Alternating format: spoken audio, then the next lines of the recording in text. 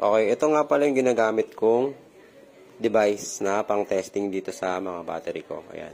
Ito yung Micro 200 Pro by Lancool. Ayan, battery tester yan. Ngayon, madali lang naman siyang gamitin.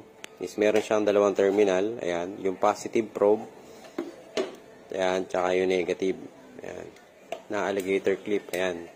So, yung gagawin natin, lalagay lang natin siya, yung itim, sa negative ng battery. And then, yung pula is lalagay natin sa positive ng battery. Ayan. Makikita nyo, iilaw na yung ating device. Ayan. Micro 200 Pro. Ngayon, para malaman natin yung battery health niya, itetest natin siya. Okay. So, nakalagay dito, ayan, battery test. Meron yung cranking test, charging test. Ayan. So, dito tayo sa battery test. So, regular, flood. So, yun yung mga may ditubig. Yan. So, sabihin natin ito is regular flood to. Yan. Okay natin.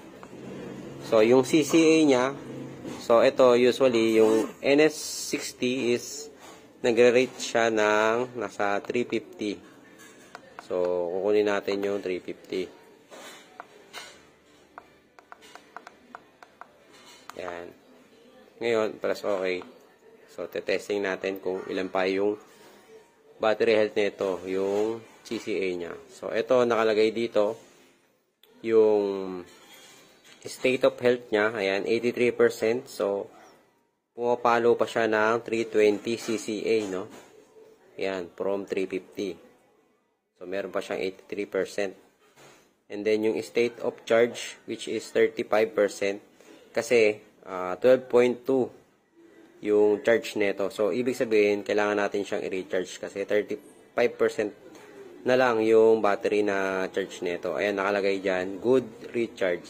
So, kapag yung battery natin is nagpe-failure na siya,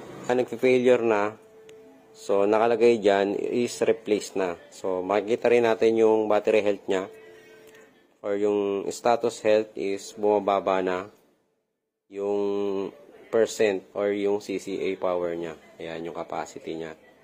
So, ito, magandang investment to mga paps. Lalong-lalo dun sa mga mekaniko or yung mga merong battery center. Ayan. Sa mga nagbebenta ng battery, ayan, matetest nyo. Or, kung gusto mo lang mag-DIY at lagi kang ready, ayan, para mamonitor mo yung health ng battery ng mga sasakyan.